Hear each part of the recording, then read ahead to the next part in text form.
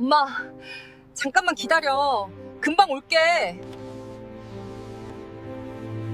어디 가지 마.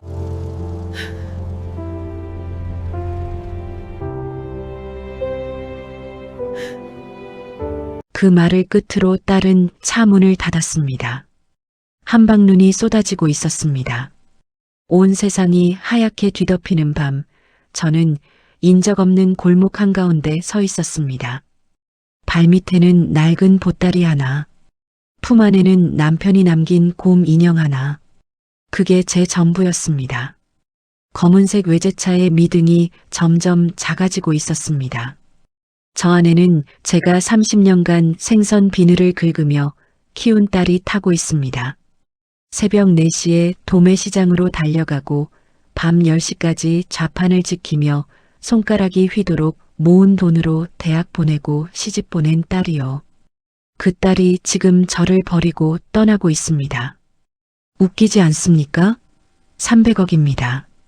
70평생 피땀 흘려 모은 재산이 300억이에요.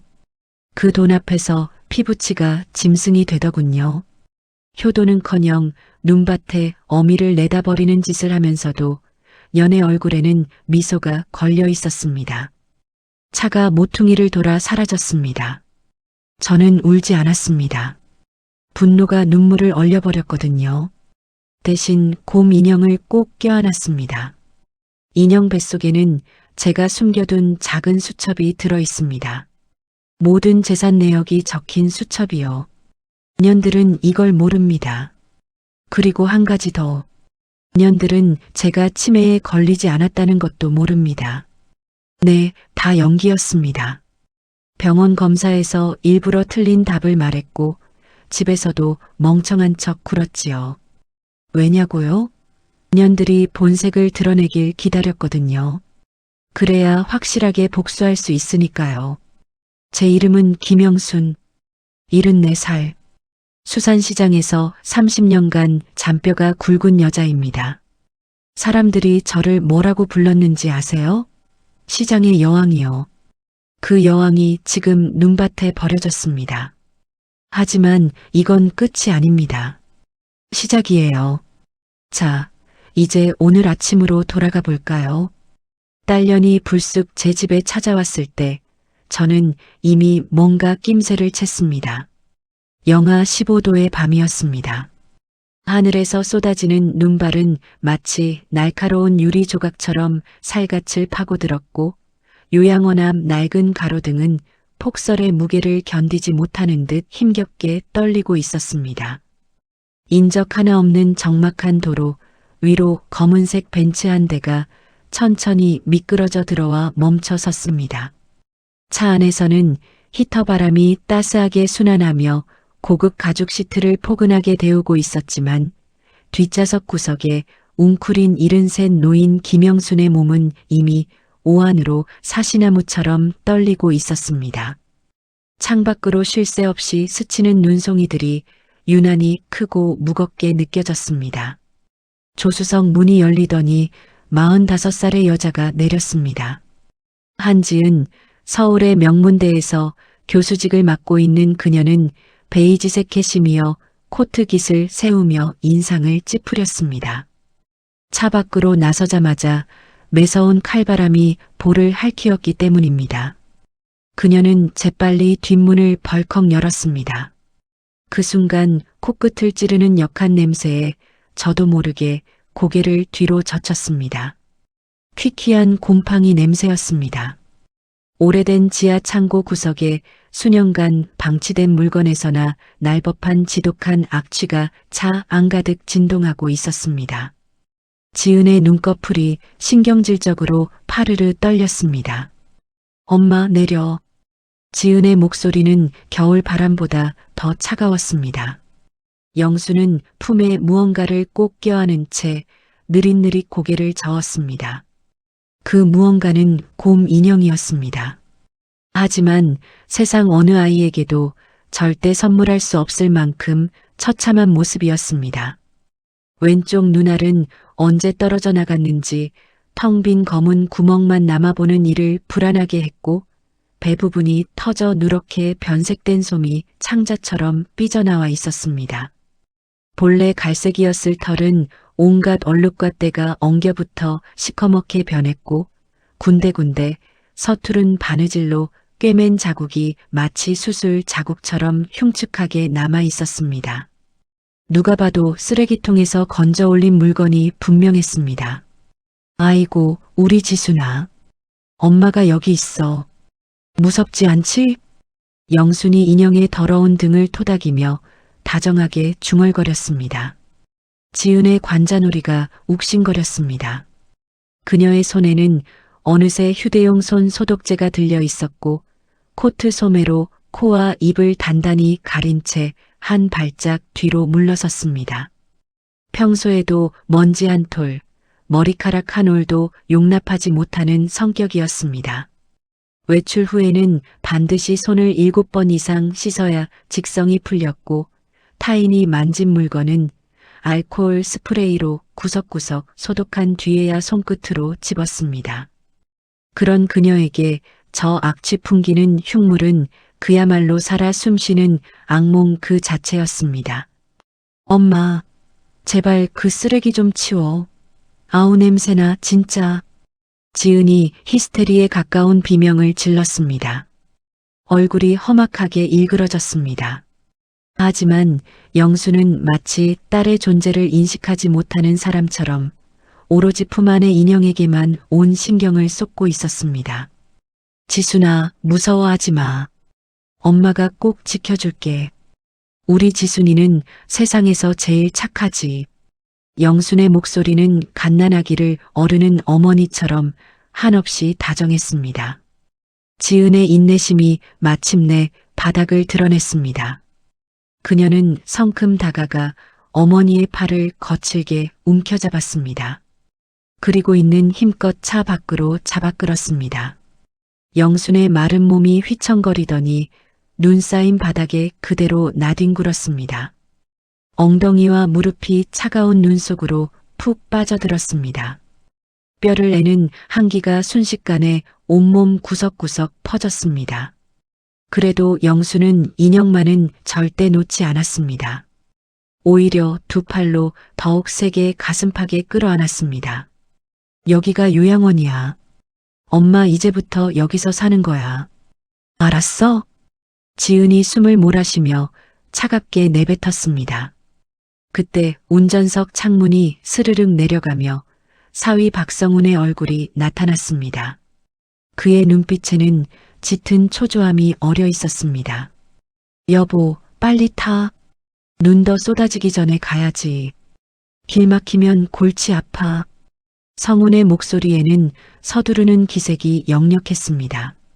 지은은 코트에 묻은 눈을 손바닥으로 탁탁 털어내며 다시 조수석에 올라탔습니다. 쾅, 문이 닫히는 소리가 밤하늘에 크게 울렸습니다. 그 순간 히터의 따뜻한 공기와 바깥의 살을 애는 냉기가 완전히 갈라졌습니다. 영수는 눈밭에 주저앉은 채로 멀어져가는 벤치의 빨간 후미등을 말없이 바라보았습니다.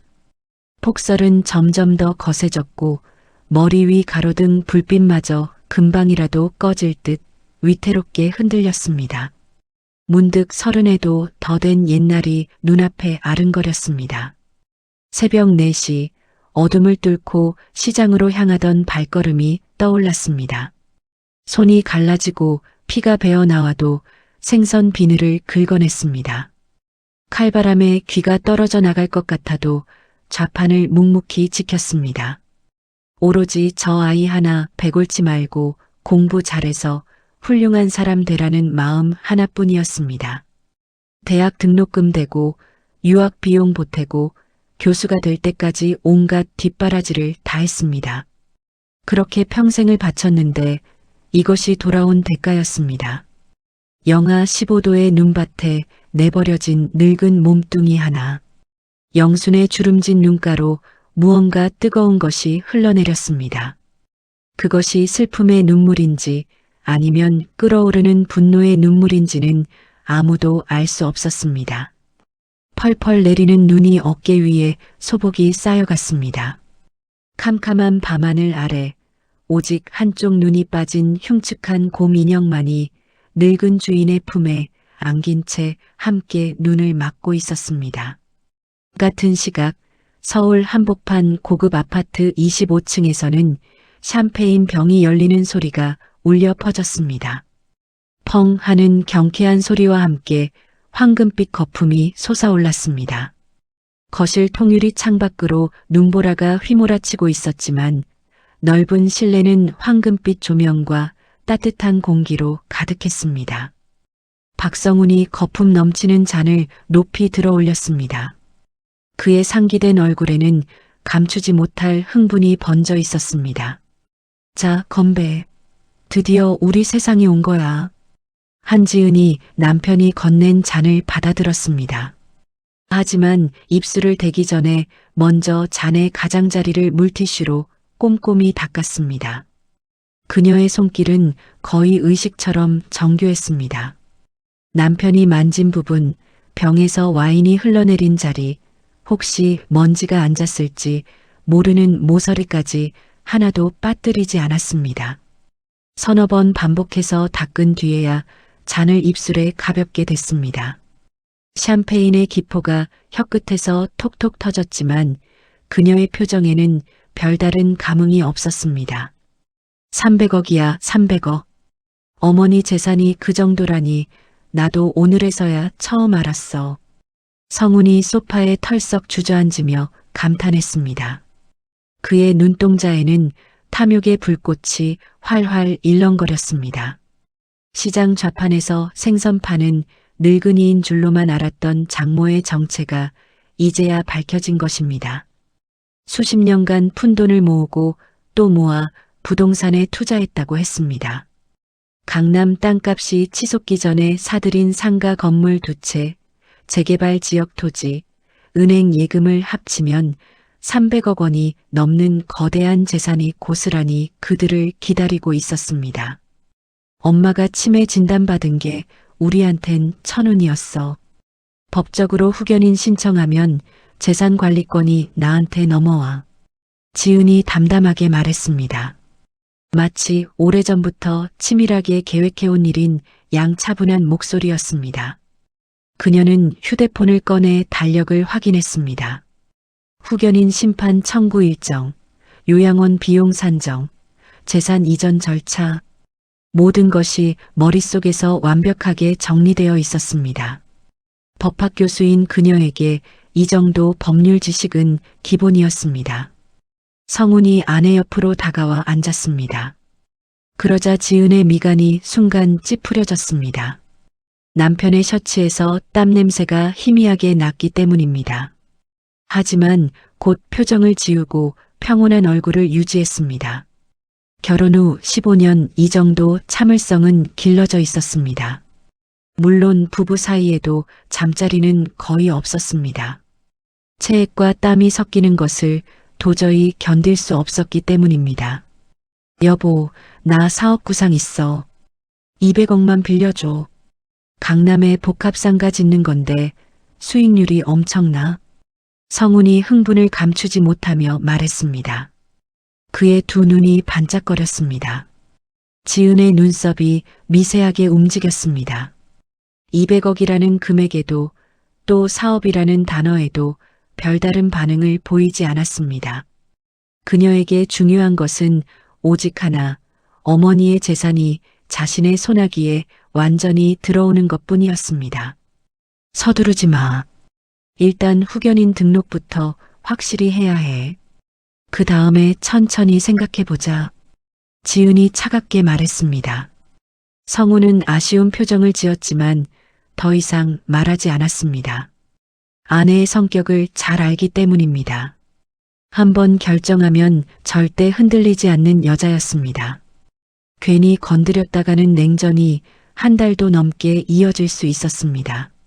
지은은 자리에서 일어나 욕실로 향했습니다. 거울 앞에 서서 꼼꼼히 손을 씻기 시작했습니다. 비누칠을 7번, 손가락 사이사이를 문지르고 손톱 밑까지 솔로 구석구석 닦아냈습니다. 물이 손목을 타고 흘러내리는 것을 한참 동안 가만히 지켜보았습니다. 물기를 깨끗한 하얀 수건으로 완전히 말린 뒤에야 비로소 한숨을 내쉬었습니다. 사실 어머니와 함께한 차 안에서 맡은 그 냄새가 아직도 코끝에 남아있는 것 같았습니다. 곰팡이와 땀과 낡은 물건이 뒤섞인 악취. 어릴 때부터 그녀를 괴롭혀온 냄새였습니다. 시장에서 일하고 돌아온 어머니의 몸에서는 늘 생선 비린내가 났습니다. 그부들이 코를 막으며 피해갔던 기억이 아직도 선명하게 떠올랐습니다. 냄새난다고 놀림받던 초등학교 시절, 빨래를 아무리 해도 교복에서 사라지지 않던 비린내, 그것이 지은의 어린 시절 전부를 지배했습니다. 그래서 그녀는 깨끗해지기로 결심했습니다. 그 어떤 냄새도 더러움도 절대 용납하지 않기로 굳게 다짐했습니다. 거울 속 자신을 바라보며 지은은 중얼거렸습니다. 이제 끝이야. 그 냄새도 그 추하고 더러운 기억도 전부 다 끝난 거야. 그녀의 입술이 희미하게 웃음을 그렸습니다. 하지만 그 미소에는 온기가 전혀 없었습니다. 차갑고 건조한 표정이었습니다. 마치 감정이라는 것이 애초에 존재하지 않았던 사람처럼 보였습니다. 거실에서는 성훈이 혼자서 샴페인을 더 따르고 있었습니다. 200억의 달콤한 꿈에 취해 입꼬리가 귀에 걸릴 듯 했습니다. 창밖 폭설은 점점 더 거세졌지만 두 사람의 마음속에는 오직 황금빛 미래만이 찬란하게 빛나고 반짝이고 있었습니다. 같은 하늘 아래 요양원 앞 차가운 눈밭에 버려진 늙은 어머니가 있다는 사실은 그들의 의식 속에서 이미 지워져 가고 있었습니다. 아니, 애초에 존재하지 않았던 것처럼 완전히 잊혀지고 있었습니다. 요양원 현관 불빛이 눈밭에 쓰러진 노인을 비추었습니다. 당직 직원이 창문 너머로 그 모습을 발견한 것은 자정이 가까워서였습니다. 영수는 의식을 잃은 채 눈 속에 파묻혀 있었고 품에 안긴 곰 인형만이 주인의 체온을 지키려는 듯 가슴팍에 붙어 있었습니다. 응급실로 실려간 영수는 저체온증 치료를 받으며 이틀 만에 눈을 떴습니다. 하얀 천장이 흐릿하게 시야에 들어왔습니다. 병원 특유의 소독약 냄새가 코를 찔렀습니다. 영수는 본능적으로 옆을 더듬었습니다. 다행히 곰 인형이 곁에 있었습니다. 누군가 침대 옆 탁자에 올려두었던 것입니다. 영순의 입가에 희미한 미소가 떠올랐습니다. 간호사가 들어와 상태를 확인하고 나갔습니다. 텅 빈 병실에 홀로 남겨지자 영순의 눈동자에 깊은 그늘이 드리워졌습니다. 천장을 바라보며 오래된 기억의 문을 열었습니다. 40해 전 29살의 영수는 갓 결혼한 새댁이었습니다.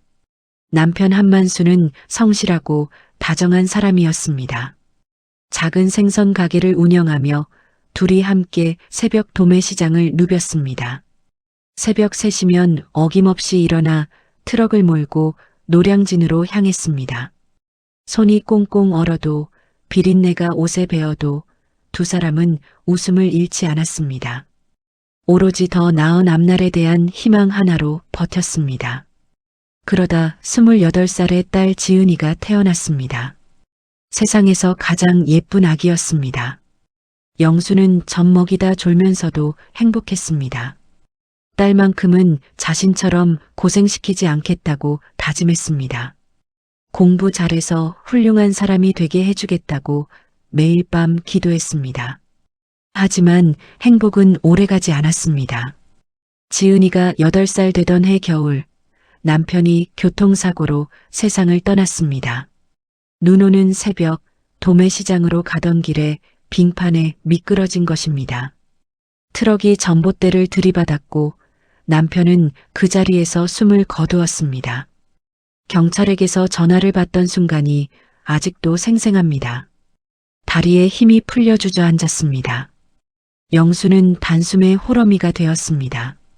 장례식장에서도 울지 못했습니다. 어린 딸이 곁에서 엄마 손을 꼭 잡고 있었기 때문입니다. 그 작은 손을 느끼며 영수는 이를 악물었습니다. 무슨 일이 있어도 이 아이를 지키겠다고 스스로에게 맹세했습니다. 그날부터 영순의 삶은 전쟁터가 되었습니다.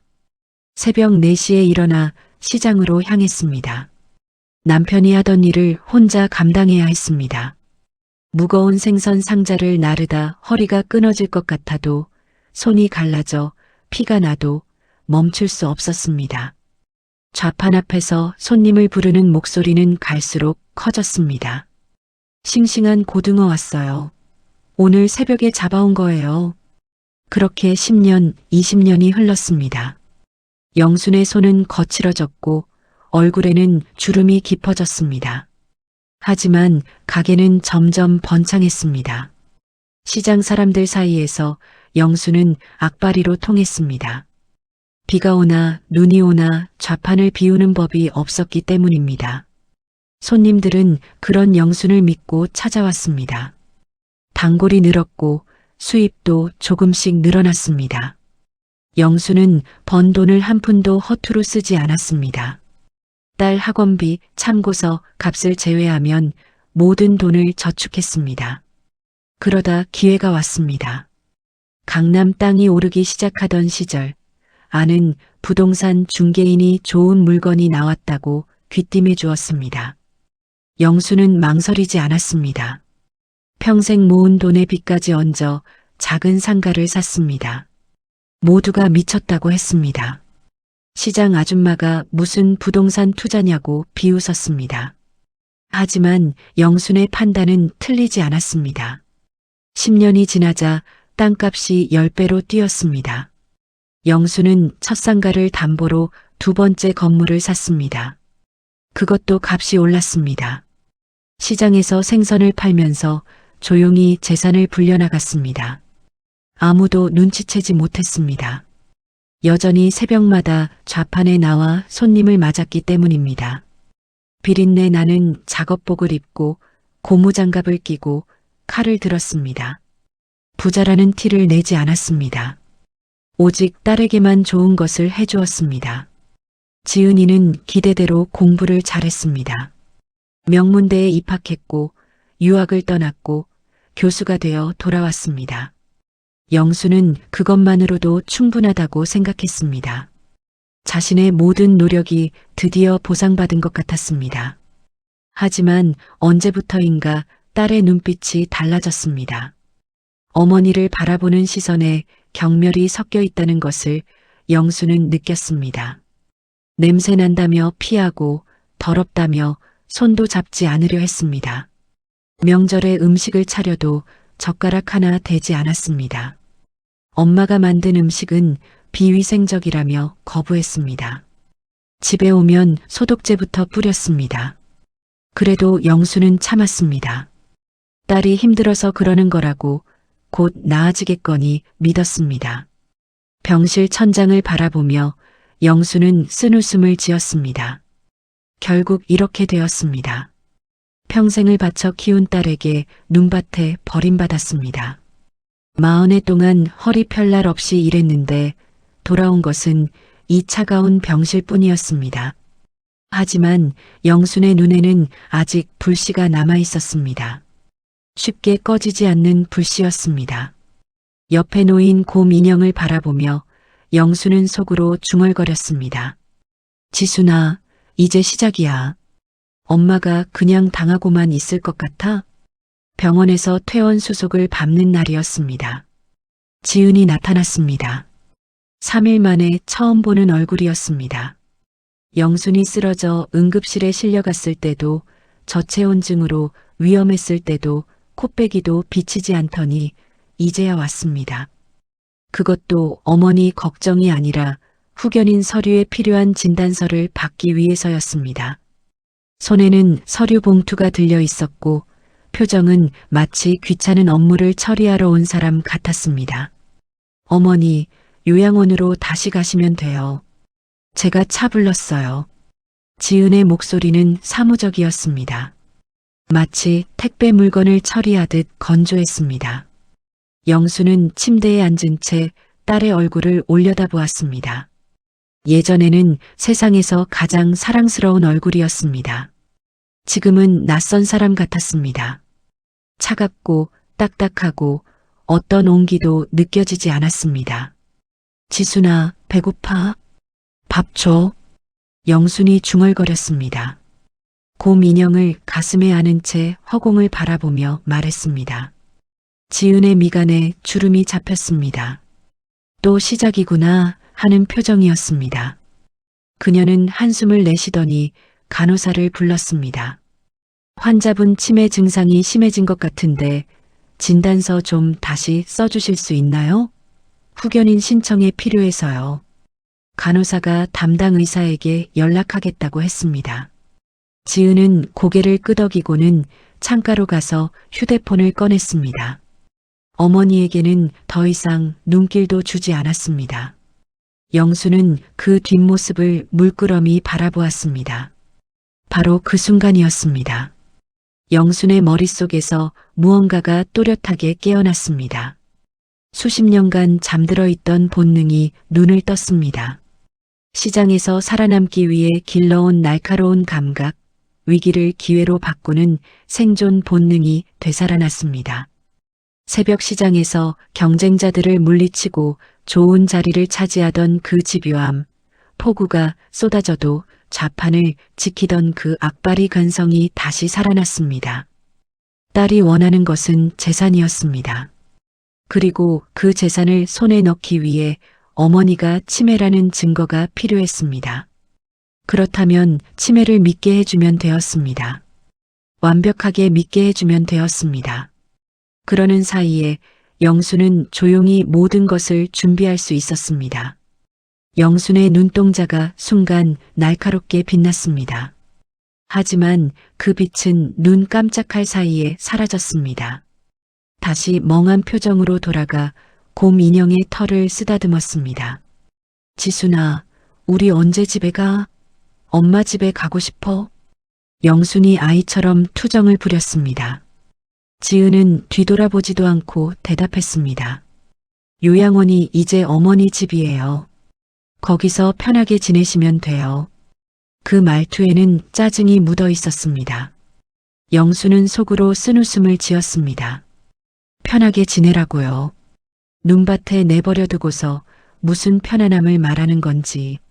하지만 겉으로는 순한 양처럼 고개를 끄덕였습니다.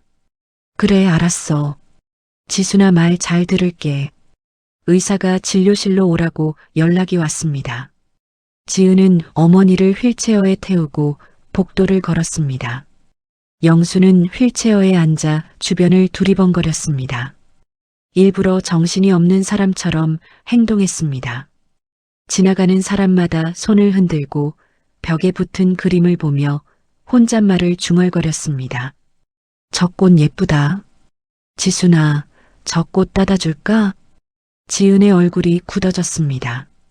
민망함과 짜증이 뒤섞인 표정이었습니다. 주변 사람들의 시선이 느껴졌기 때문입니다.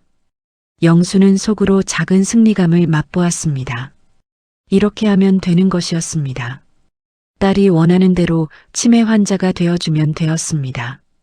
그러면서 조금씩 복수를 준비하면 되었습니다. 진료실에서 의사가 몇 가지 질문을 했습니다. 오늘 날짜가 며칠인지, 여기가 어디인지, 아까 점심에 뭘 먹었는지. 영수는 일부러 엉뚱한 대답을 했습니다. 날짜를 물으면 자신의 생일을 말하고 장소를 물으면 시장 이름을 댔습니다. 점심 메뉴를 묻자 40년 전에 해먹던 된장찌개 이야기를 늘어놓았습니다. 의사는 고개를 끄덕이며 진단서를 작성했습니다. 중등도 치매 소견이라고 적었습니다. 지은의 얼굴에 만족스러운 기색이 스쳤습니다. 서류를 받아들고 가방에 넣는 손놀림이 재빠르고 날렵했습니다. 이것으로 후견인 신청에 필요한 증거가 모두 갖춰진 것입니다. 요양원으로 돌아가는 차 안에서 영수는 창밖을 바라보았습니다. 서울거리가 흐릿하게 스쳐 지나갔습니다. 익숙한 거리였지만 지금은 모든 것이 낯설게 느껴졌습니다. 품에는 여전히 곰 인형이 안겨 있었습니다. 인형의 텅 빈 눈구멍 속에는 비밀이 숨겨져 있었습니다. 아무도 모르는 비밀. 지은도 성은도 세상 누구도 모르는 비밀이 거기 있었습니다. 영수는 인형의 등을 토닥이며 속삭였습니다. 지순아, 조금만 기다려. 엄마가 다 준비할 테니까. 운전기사는 그저 치매 할머니가 인형에게 말을 거는 것으로만 보았습니다. 백미러로 뒷좌석을 힐끗 쳐다보고는 고개를 저었습니다. 안쓰럽다는 표정이었습니다. 하지만 영순의 눈 속에는 서리발처럼 차가운 결의가 서려 있었습니다. 오늘부터 영수는 두 개의 얼굴을 갖게 되었습니다. 세상에 보여주는 치매 노인의 얼굴과 아무도 모르게 복수를 준비하는 진짜 얼굴. 길고 치열한 싸움이 이제 막 시작되었습니다. 요양원 방으로 돌아온 영수는 창가에 앉아 먼 산을 바라보았습니다. 겨울 해가 짧아 벌써 어스름이 내리고 있었습니다. 하늘이 붉게 물들었다가 서서히 검은 어둠에 잠식당했습니다. 영순의 마음도 그 저녁 하늘처럼 복잡하게 물들어 있었습니다. 복수를 하겠다고 결심은 했습니다. 하지만 막상 요양원 침대에 누우니 온갖 생각이 밀려왔습니다. 정말 이렇게까지 해도 되는 것일까요? 아무리 그래도 지은이는 자신의 뱃속에서 나온 딸이었습니다. 10달을 품고 젖을 먹이고 밤새 울음을 달래며 키운 아이였습니다. 영수는 곰 인형을 끌어안았습니다. 인형의 등을 쓰다듬으며 오래전 기억을 떠올렸습니다. 지은이가 3살 때였습니다. 시장에서 일하느라 늦게 들어온 날 아이는 현관에서 엄마를 기다리고 있었습니다. 작은 손에 종이를 들고 있었는데 거기에는 삐뚤빼뚤한 글씨로 엄마 사랑해라고 적혀 있었습니다. 영수는 그 종이를 받아들고 펑펑 울었습니다. 힘들어도 이 아이를 위해서라면 뭐든 할 수 있다고 생각했습니다. 그 순간의 행복이 아직도 가슴 한쪽에 남아 있었습니다. 언제부터 그 아이가 변한 것일까요? 영수는 곰곰이 생각해 보았습니다. 초등학교 때부터였을까요? 친구들이 엄마 냄새난다고 놀렸을 때 지은이의 눈에서 처음으로 수치심을 보았습니다. 그때 더 신경 썼어야 했습니다. 아이의 마음을 달래주고 안아주고 괜찮다고 말해줬어야 했습니다. 하지만 영수는 너무 바빴습니다. 생선 파느라, 돈 버느라, 살아남느라 정신이 없었습니다. 그게 자신의 잘못이었을까요? 영순의 눈에 눈물이 고였습니다.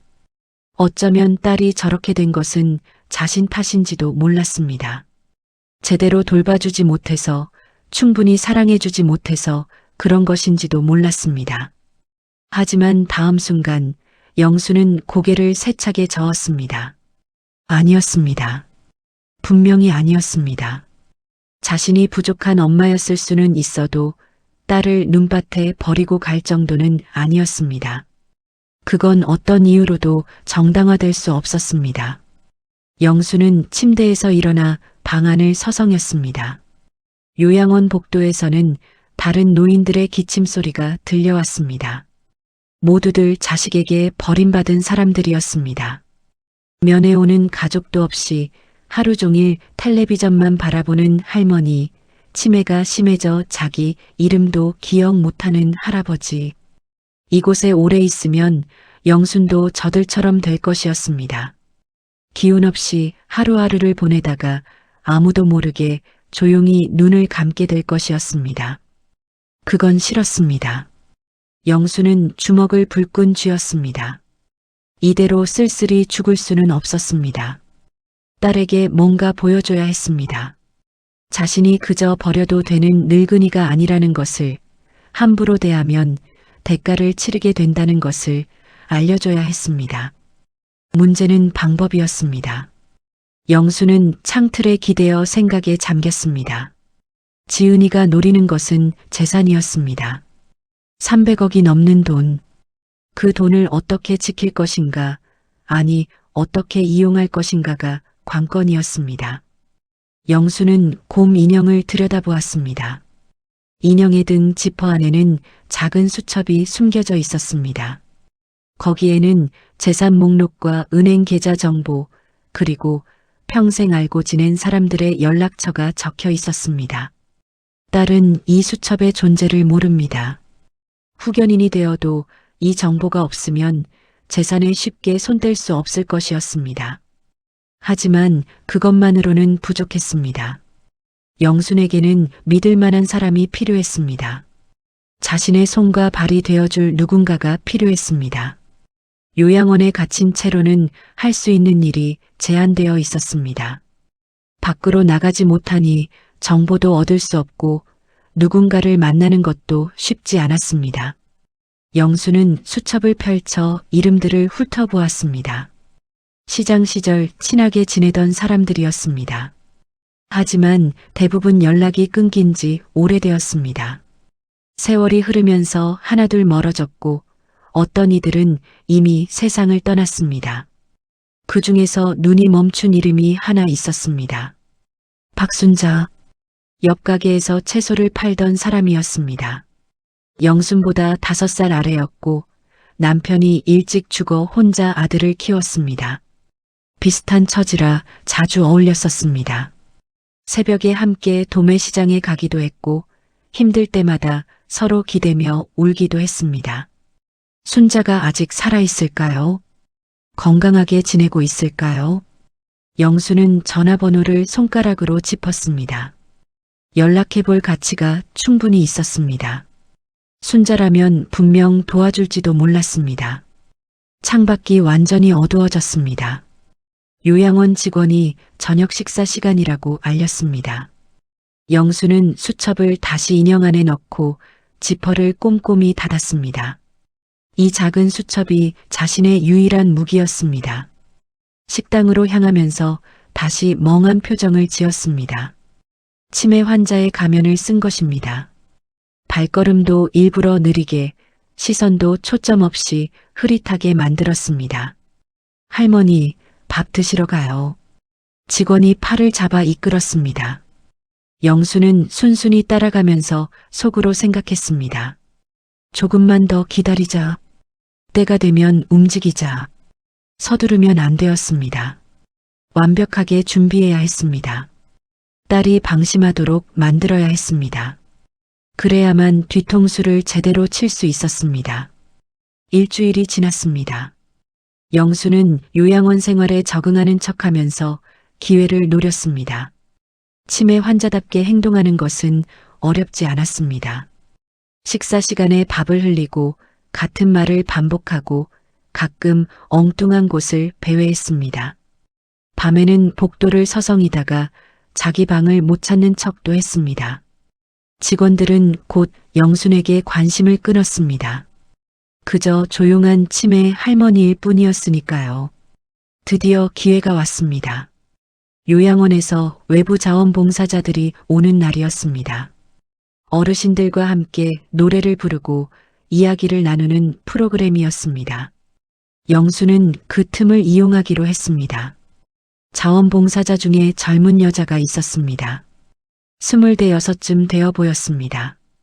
영수는 일부러 그 여자에게 다가갔습니다. 손을 잡고 친근하게 말을 걸었습니다.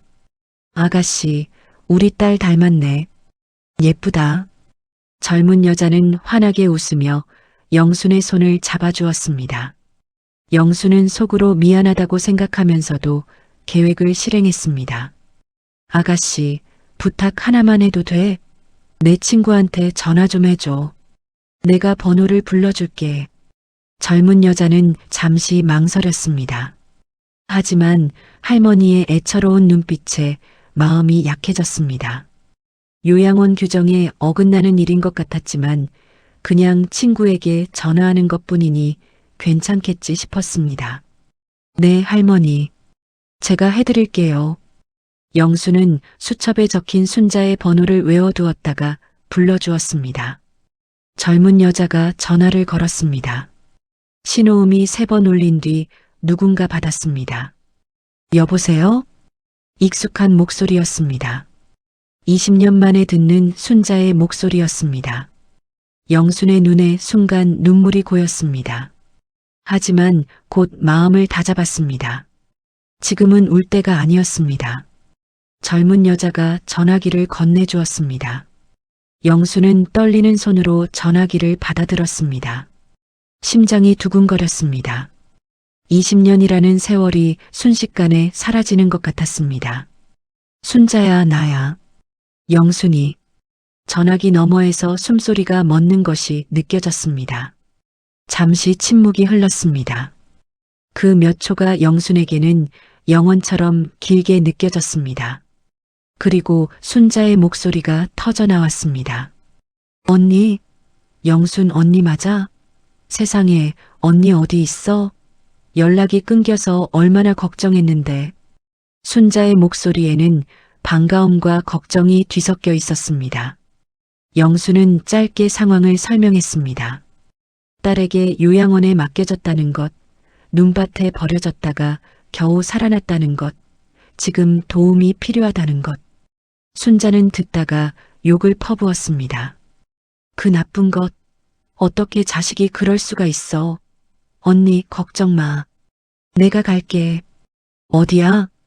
영수는 요양원 이름과 주소를 알려주었습니다.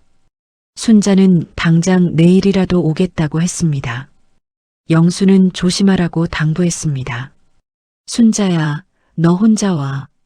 그리고 아무한테도 말하지 마. 일단 만나서 얘기하자. 전화를 끊고 영수는 전화기를 젊은 여자에게 돌려주었습니다. 고맙다고 인사하며 손을 꼭 잡았습니다. 젊은 여자는 할머니의 눈에 맺힌 눈물을 보며 마음이 뭉클해졌습니다. 자신이 좋은 일을 했다고 생각했습니다. 다음 날 오후 면회 시간에 순자가 왔습니다. 20년 만에 재회였습니다. 순자도 머리가 희끗희끗해졌지만 눈빛만은 예전 그대로 반짝거렸습니다. 시장에서 채소를 팔 때 손님에게 보여주던 그 활기찬 눈빛이었습니다. 순자는 영순을 보자마자 와락 안아주었습니다. 두 사람 모두 눈물이 흘렀습니다. 언니, 얼마나 고생했어. 얼굴이 왜 이래. 살도 빠지고 눈 밑에 그늘이 졌네. 영수는 순자의 품에서 잠시 눈을 감았습니다. 오랜만에 느끼는 따뜻함이었습니다. 딸에게서는 받을 수 없었던 진심 어린 걱정이었습니다. 피는 물보다 진하다고 했지만 지금 이 순간만큼은 그 말이 거짓처럼 느껴졌습니다. 둘은 요양원 뒤뜰 벤치에 나란히 앉았습니다. 영수는 주변을 살피고 나서 작은 목소리로 말하기 시작했습니다. 순자야, 나 사실 치매 아니야. 순자의 눈이 커졌습니다. 영수는 지금까지의 일을 상세히 설명했습니다. 딸이 재산을 노리고 치매인 척하게 만들었다는 것, 자신은 그걸 역이용하기로 했다는 것, 복수를 위해 순자의 도움이 필요하다는 것. 순자는 입을 다물지 못했습니다. 그리고 이내 결연한 표정을 지었습니다. 언니, 뭐든 도와줄게. 그년이 언니한테 그랬으면 혼쭐을 내야지. 내가 손발이 되어줄게. 영수는 순자의 손을 꼭 잡았습니다. 믿을 수 있는 사람이 생겼습니다. 이제 본격적인 진짜 싸움을 시작할 수 있었습니다. 곰 인형 속 수첩을 꺼내 순자에게 건넸습니다. 여기 내 재산 정보가 다 있어. 이걸 내가 소중히 맡아줘. 그리고 내 말대로 움직여줘. 순자는 수첩을 받아 품속에 깊이 넣었습니다. 두 노인의 눈빛이 마주쳤습니다. 말하지 않아도 서로의 각오를 알 수 있었습니다. 시장에서 함께 살아남았던 그 시절처럼 이번에도 함께 싸울 것이었습니다.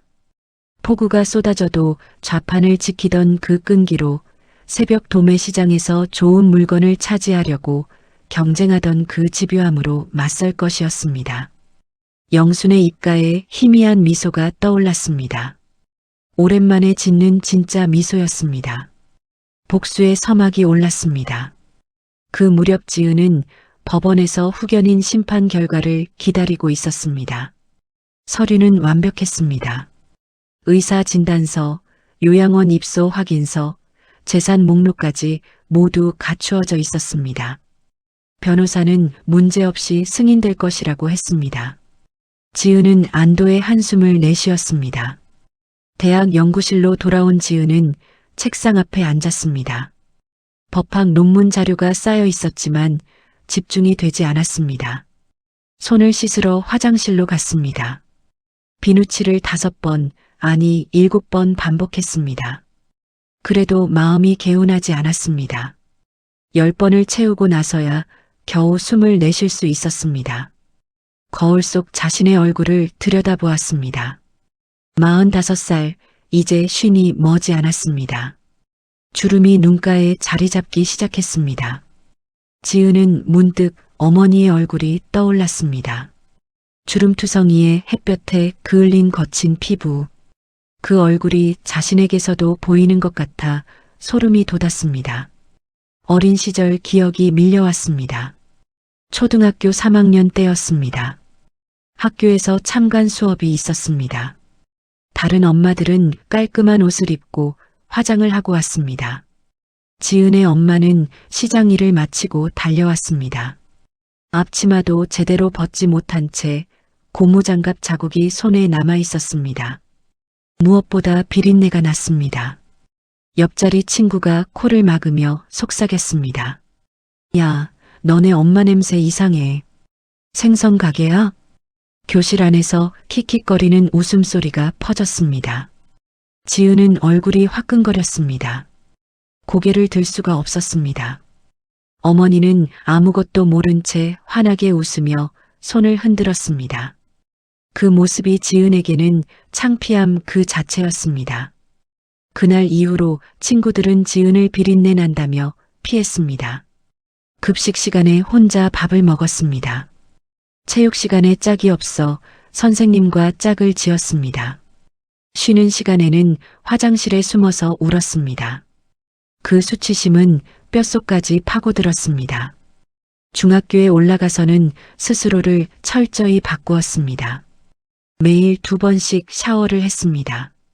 옷에 향수를 뿌리고 교복은 이틀에 1번씩 세탁했습니다. 손은 수십 번씩 씻었습니다. 그렇게 해야만 안심이 되었습니다. 냄새가 나지 않는다는 확신이 들어야만 학교에 갈 수 있었습니다.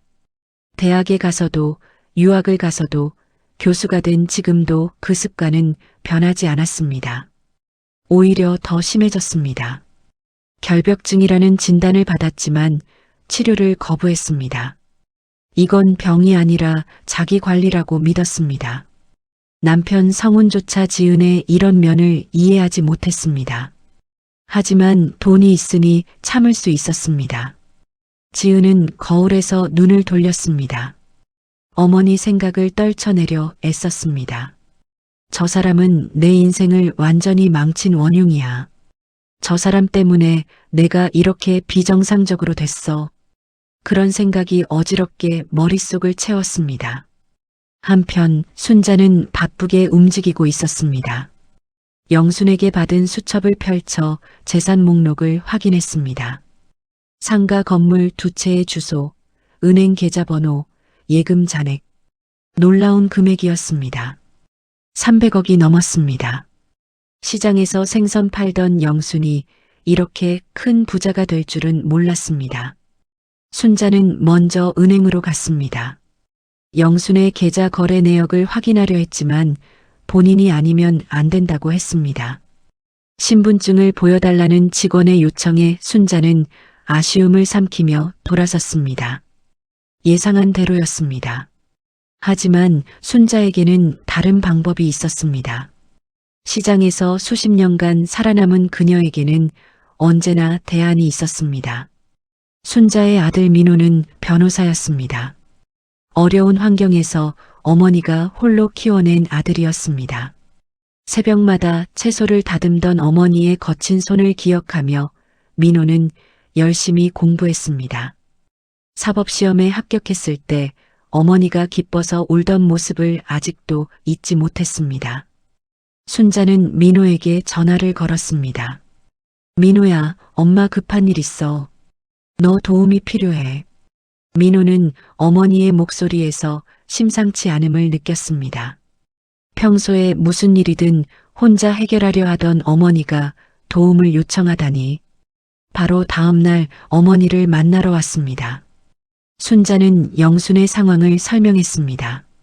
민호의 표정이 점점 굳어졌습니다. 변호사로서 많은 사건을 다뤘지만 이렇게 노골적인 노인 학대와 재산 탈취 시도는 처음이었습니다. 어머니, 이건 범죄예요.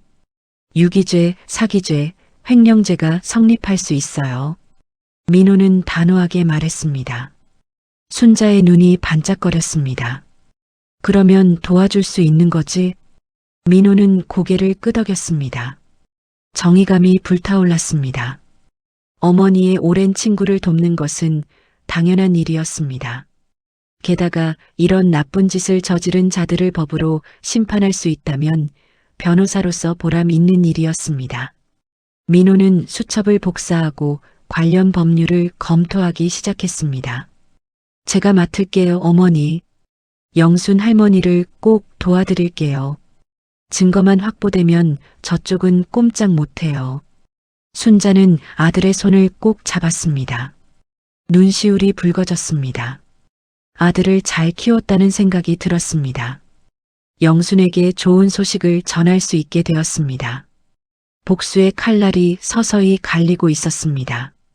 이제 지은과 성훈이 무슨 짓을 해도 막을 수 있는 방패가 생긴 것입니다. 봄이 왔습니다. 요양원 넓은 마당에 개나리가 노랗게 피어났습니다. 영수는 창가에 앉아 꽃을 바라보며 미소를 지었습니다. 겉으로는 멍한 치매 노인이었지만 속으로는 치밀한 계획이 돌아가고 있었습니다. 순자가 일주일에 2번씩 면회를 왔습니다. 겉으로는 옛 친구를 만나러 온 것처럼 보였습니다. 하지만 둘은 뒤뜰 벤치에 앉아 작은 목소리로 작전을 논의했습니다. 요양원 직원들은 치매 할머니와 친구가 수다 떠는 것쯤으로만 생각했습니다. 언니, 민호가 조사를 다 끝냈어. 지은이가 후견인 신청을 했는데 아직 최종 승인은 안 났대. 순자가 속삭였습니다. 영순의 눈이 날카롭게 빛났습니다. 그러면 아직 내 재산에 손을 못 댄 거네. 응. 근데 문제가 있어. 후견인 승인되면 바로 재산 처분할 수 있대. 민호가 빨리 움직여야 한다고 했어. 영수는 고개를 끄덕였습니다. 예상한 대로였습니다. 지은이는 후견인이 되자마자 재산을 손에 넣자마자 팔아치울 것이 분명했습니다. 그 전에 선수를 쳐야 했습니다. 순자야, 민호한테 이렇게 전해줘. 상가 건물 2채 명의를 내 이름으로 그대로 두되 처분 금지 가처분 신청을 해달라고. 그리고 은행 계좌는 비밀번호를 바꿔야 해. 순자는 놀란 표정을 지었습니다. 언니, 그거 어떻게 해? 언니가 직접 가야 하잖아. 영수는 씩 웃었습니다. 내가 갈 거야. 외출 신청하면 돼. 치매 환자도 보호자 동반하면 외출할 수 있어. 순자의 눈이 커졌습니다. 그리고 이내 무릎을 쳤습니다. 언니 역시 대단해. 그러면 내가 보호자로 신청할게. 일주일 후 영수는 순자와 함께 요양원을 나섰습니다. 치매 환자의 기분 전환을 위한 외출이라는 명목이었습니다. 직원은 의심 없이 허락했습니다. 어차피 치매 할머니가 무슨 일을 할 수 있겠냐고 생각했을 것입니다. 영수는 속으로 피식 웃었습니다. 사람들은 노인을 너무 만만하게 보았습니다. 택시를 타고 은행으로 향했습니다. 영수는 차 안에서 치매 환자 연기를 그만두었습니다. 등을 꼿꼿이 세우고 눈빛을 또렷하게 했습니다. 주름진 얼굴에서 날카로운 기운이 뿜어져 나왔습니다. 순자는 그 변화를 보며 감탄했습니다. 언니, 완전 다른 사람 같아. 이게 진짜 언니 모습이구나. 시장에서 30년을 버틴 사람이야. 이 정도 연기는 식은 죽 먹기지. 은행에 도착해 영수는 창구로 갔습니다. 신분증을 제시하고 계좌 비밀번호 변경을 요청했습니다.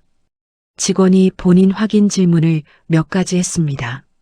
주민등록번호 뒷자리, 최근 거래 내역, 등록된 전화번호. 영수는 막힘없이 대답했습니다.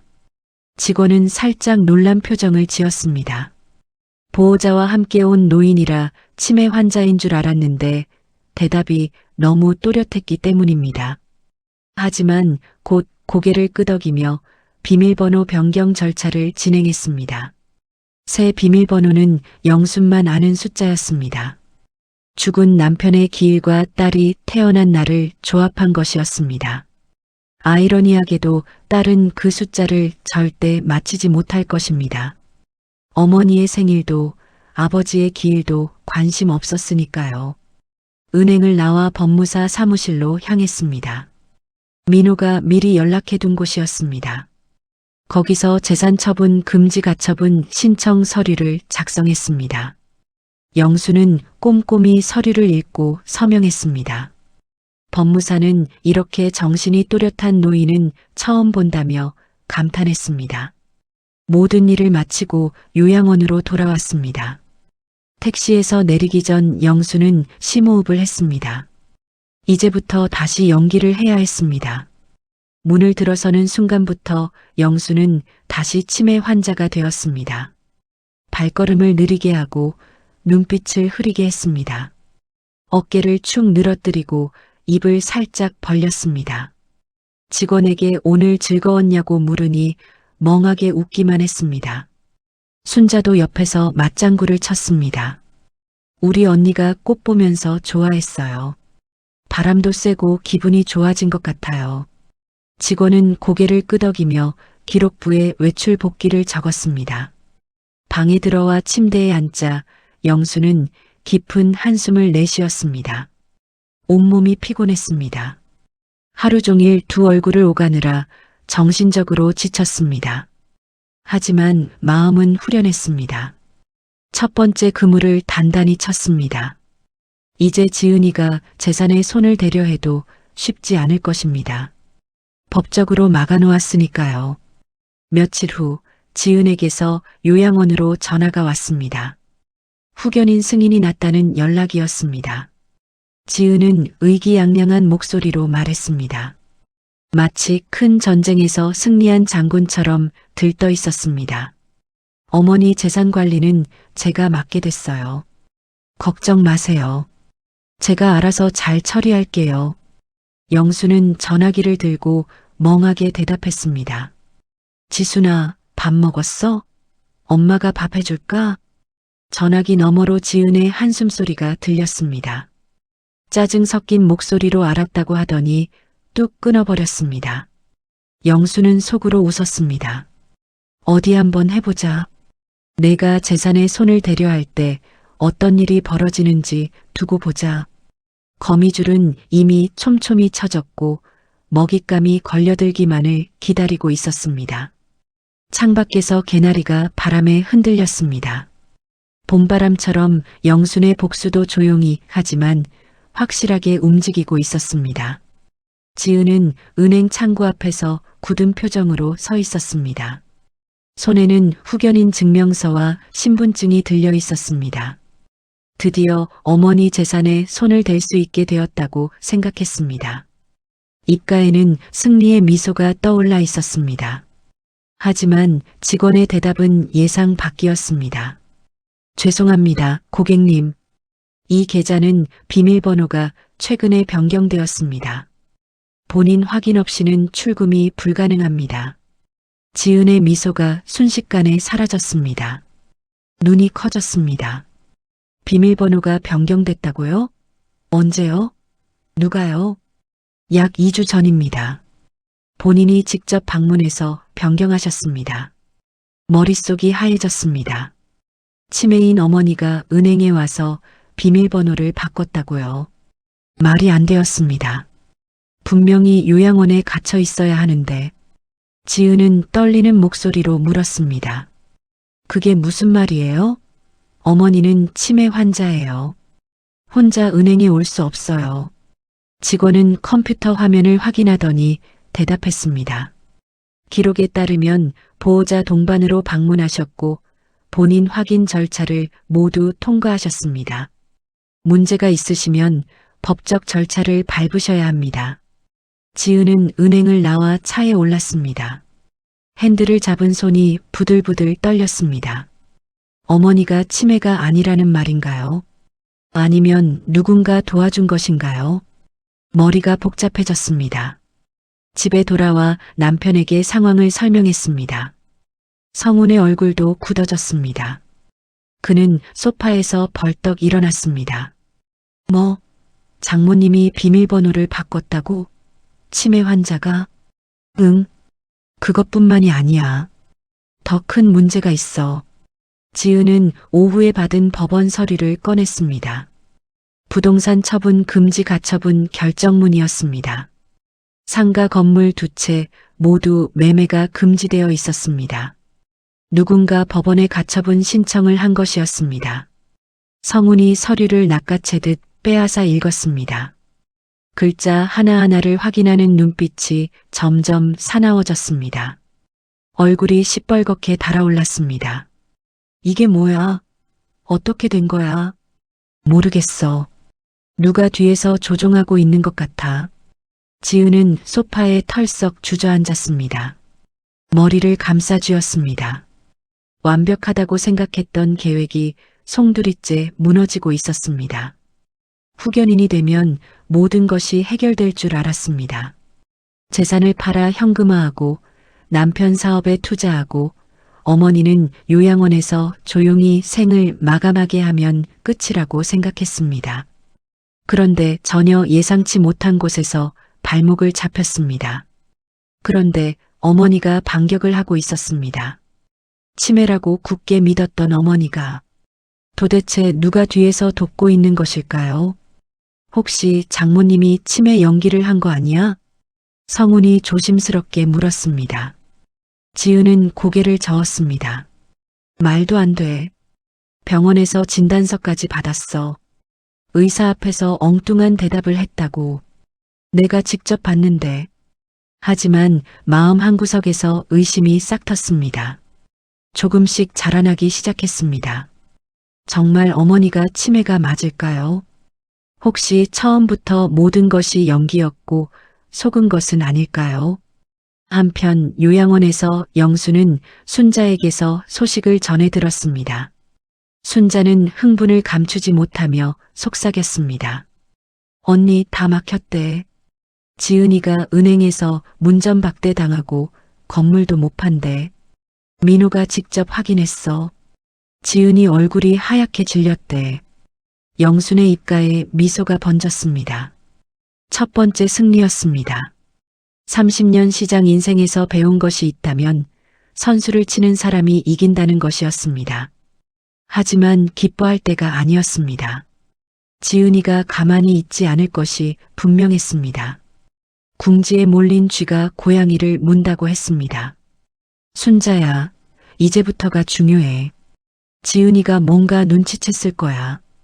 더 조심해야 해. 순자는 고개를 끄덕였습니다.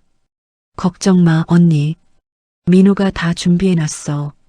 저쪽에서 뭔 짓을 해도 막을 수 있대. 영수는 창밖을 바라보았습니다. 봄볕이 따스하게 내리쬐고 있었습니다. 하지만 마음은 편치 않았습니다. 딸과 싸우고 있다는 사실이 가슴을 아프게 했습니다. 아무리 나쁜 짓을 했어도 자신이 낳은 자식이었습니다. 문득 지은이가 어릴 때 모습이 떠올랐습니다. 시장에서 돌아오면 달려와 안기던 아이. 엄마 손을 잡고 동네를 걷던 아이. 학교 갈 때마다 대문 앞에서 손을 흔들던 아이. 방학 때 엄마 가게에 와서 생선 손질하는 것을 구경하던 아이. 그때는 비린내가 나도 싫다고 하지 않았습니다. 엄마 옆에 있는 것이 좋다고 했습니다. 그 아이가 어쩌다 이렇게 되었을까요? 영순의 눈에 눈물이 고였습니다. 뜨거운 것이 뺨을 타고 흘러내렸습니다. 하지만 곧 고개를 저었습니다. 지금은 감상에 빠질 때가 아니었습니다. 딸이 저지른 일에는 반드시 대가를 치르게 해야 했습니다. 눈밭에 버린 그날 밤을 잊을 수 없었습니다. 그래야만 정의가 바로 서는 것이었습니다. 영수는 눈물을 손등으로 닦고 다시 결연한 표정을 지었습니다. 순자야, 다음 단계 준비하자. 아직 끝난 게 아니야. 이제 시작일 뿐이야. 순자가 고개를 끄덕였습니다. 두 노인의 눈빛에 불꽃이 일었습니다. 싸움은 이제 중반에 접어들었습니다. 누가 이길지는 아무도 모르는 일이었습니다. 오직 시간만이 답을 알고 있었습니다. 지은은 요양원으로 향하는 차 안에서 입술을 꽉 깨물고 있었습니다. 어머니를 직접 만나봐야겠다고 결심한 것입니다. 무언가 이상했습니다.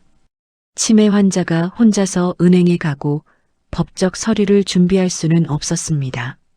분명 누군가가 뒤에서 돕고 있었습니다. 그게 정확히 누구인지 알아내야 했습니다. 요양원에 도착해 면회 신청을 했습니다. 손에는 과일 바구니를 들고 있었습니다. 효녀인 척 꾸미기 위해서였습니다. 직원이 안내해준 방으로 들어가니 영순이 창가에 앉아 있었습니다. 곰 인형을 안고 멍하니 밖을 바라보고 있었습니다. 햇살이 주름진 얼굴 위로 떨어지고 있었습니다. 지은은 그 모습을 유심히 살폈습니다. 연기인지 진짜인지 구별해야 했습니다. 어머니, 저예요. 지은이. 과일 가져왔어요. 영순이 고개를 돌렸습니다. 눈빛이 흐릿했습니다. 지은을 알아보는 것 같기도 하고 아닌 것 같기도 했습니다. 과일 바구니를 보고도 아무런 반응이 없었습니다. 지순아? 지순이 왔어? 밥 먹었어? 지은의 눈이 가늘어졌습니다. 어머니는 여전히 자신을 지순이라고 불렀습니다. 치매 증상이 맞는 것 같았습니다. 하지만 뭔가 석연치 않았습니다. 지은은 의자를 끌어다 어머니 앞에 앉았습니다. 어머니, 최근에 은행 가셨어요? 영수는 고개를 갸웃거렸습니다. 은행? 은행이 뭐야? 나 시장 가야 하는데. 생선 팔아야 해. 시장은 안 가셔도 돼요. 어머니는 이제 여기서 편하게 쉬시면 돼요. 지은은 어머니의 반응을 살폈습니다. 진짜 치매라면 은행에 갔던 것도 기억하지 못할 것이었습니다. 하지만 연기를 하고 있다면 어딘가에서 빈틈이 보일 것이었습니다. 어머니, 요즘 누가 면회 와요? 친구분이 오신다고 들었는데. 영순의 눈빛이 잠깐 흔들렸습니다. 아주 짧은 순간이었습니다. 하지만 지은은 그것을 놓치지 않았습니다. 무언가 숨기고 있었습니다. 친구? 친구가 누구야? 나는 친구 없어. 혼자야. 영수는 다시 창밖을 바라보았습니다. 지은은 더 추궁하고 싶었지만 참았습니다. 여기서 몰아붙이면 상대가 더 경계할 것이었습니다. 면회를 마치고 나오면서 지은은 직원을 불러 세웠습니다. 젊은 여직원이었습니다. 이름표에는 김수진이라고 적혀 있었습니다.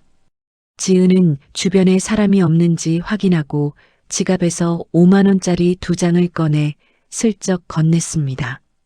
저 잠깐 물어볼 게 있어요. 우리 어머니한테 면회 오는 사람이 있나요? 제가 자주 못 와서 걱정이 돼서요. 직원은 돈을 보고 주변을 살핀 뒤 작은 목소리로 대답했습니다. 네, 박순자라는 분이 일주일에 2번 정도 오세요. 옛날 친구분이라고 하시던데요. 박순자요? 지은의 눈이 번뜩였습니다. 그 이름은 처음 듣는 것이었습니다. 어머니에게 친한 친구가 있다는 것도 몰랐습니다. 시장에서 같이 장사하던 사람일까요? 대체 왜 지금 나타난 것일까요? 그 사람이 오면 어머니랑 뭐래요? 그냥 뒤뜰에서 이야기 나누세요. 할머니가 그분 오시면 좀 좋아하시는 것 같아요. 지은은 고개를 끄덕이고 요양원을 나왔습니다.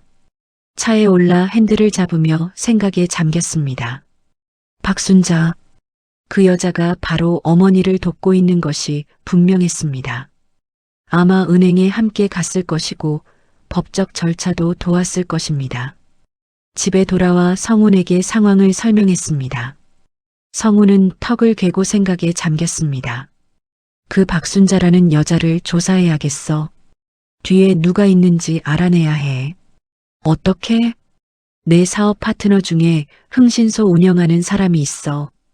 거기에 맡기면 금방 알아낼 수 있어. 지은은 고개를 끄덕였습니다. 이제 상대가 누구인지 파악해야 했습니다. 적을 알아야 제대로 싸울 수 있었습니다. 며칠 후 흥신소에서 연락이 왔습니다. 성우는 보고서를 받아들고 거실 소파에 앉아 지은에게 보여주었습니다. 사진까지 첨부되어 있었습니다. 흰 머리에 건강해 보이는 노인의 얼굴이었습니다. 박순자 68살. 남편은 30년 전에 교통사고로 사망. 예전에 시장에서 채소 장사를 했대. 아들이 하나 있는데 이름이 박민호야. 직업은 변호사. 서울 강남에서 개인 사무실을 운영하고 있어. 지은의 얼굴이 굳어졌습니다.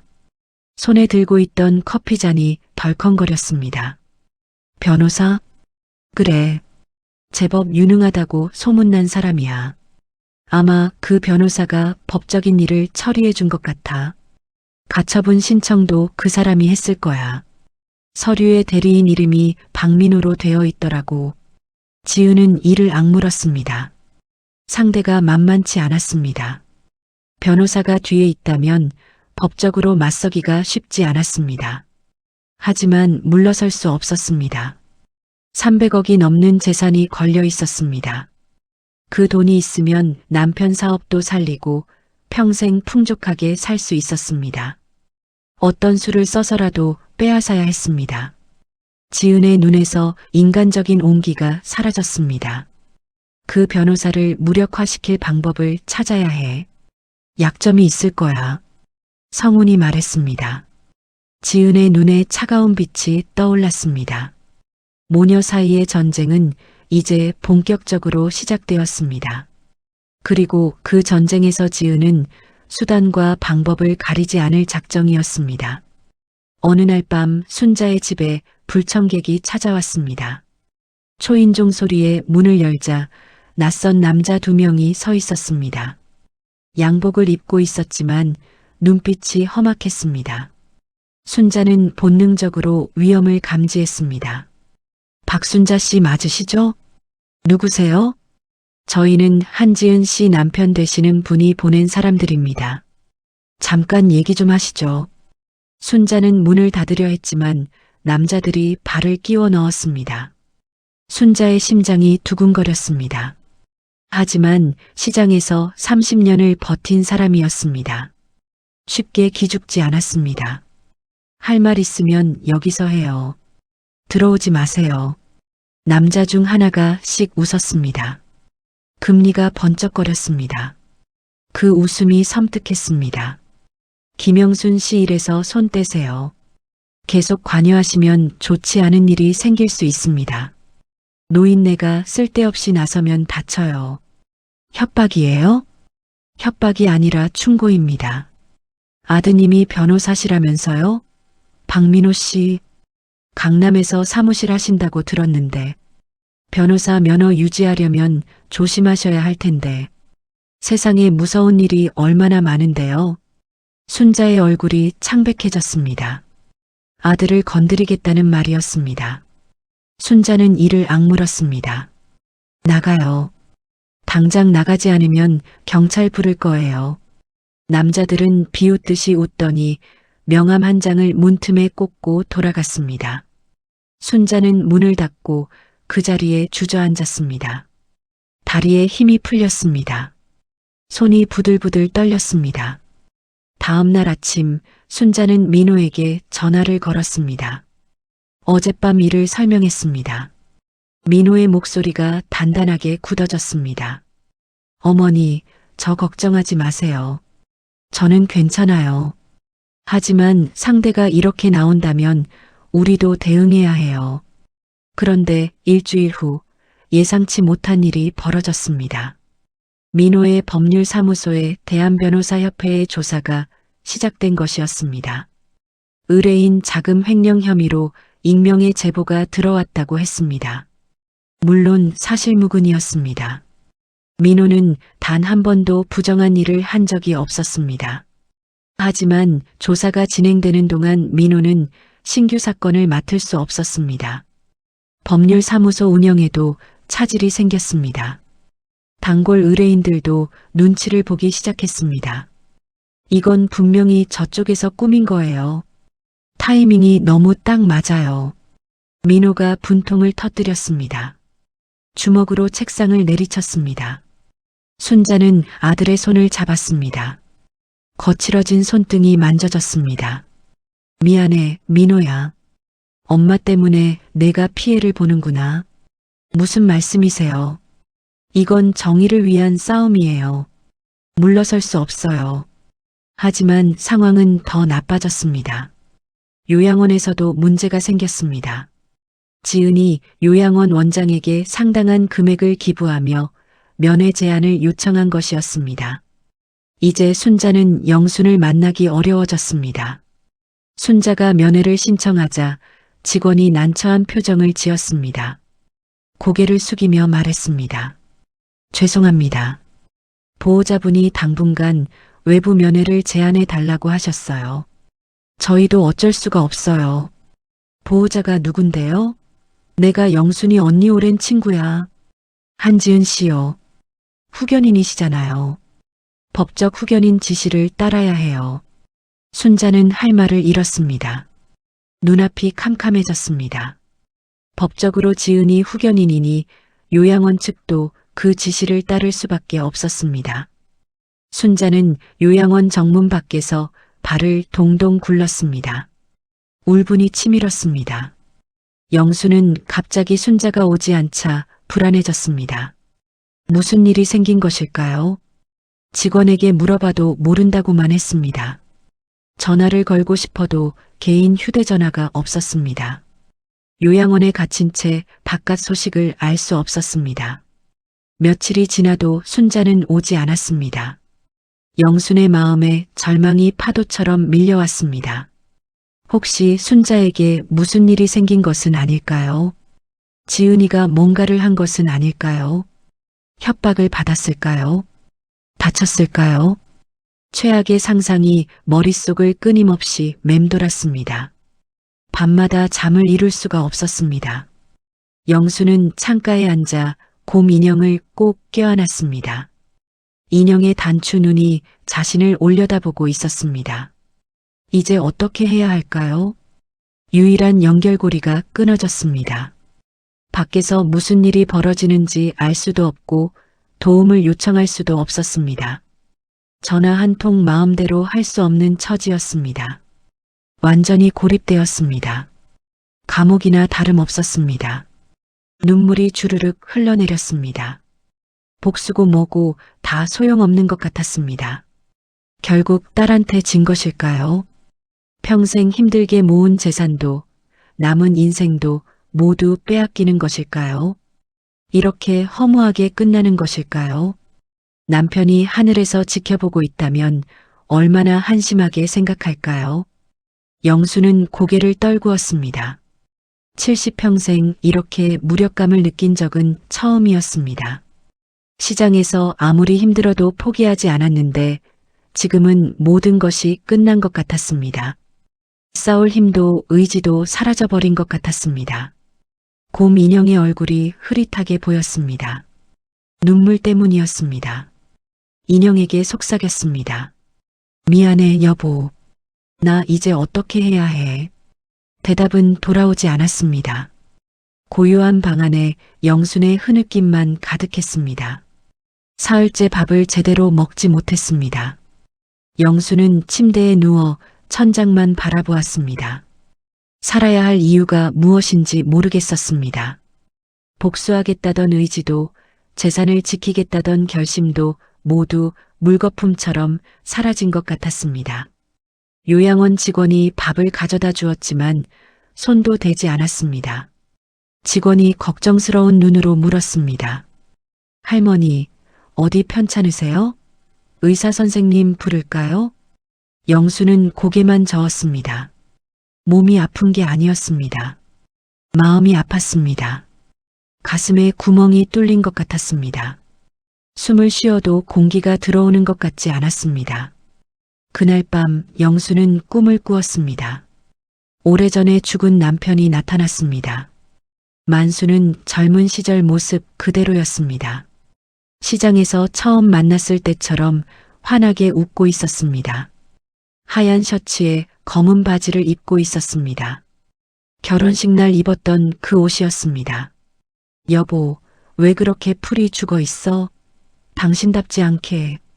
당신, 나 이제 어떡해. 다 끝난 것 같아. 지은이한테 졌어. 뭐가 끝났어? 당신은 아직 살아있잖아. 심장이 뛰고 있잖아. 만수가 영순의 손을 잡았습니다. 따뜻한 온기가 느껴졌습니다. 꿈인데도 너무나 생생했습니다. 만수의 손에는 굳은 살이 박혀 있었습니다. 생선 상자를 나르던 그 손이었습니다. 당신 기억나?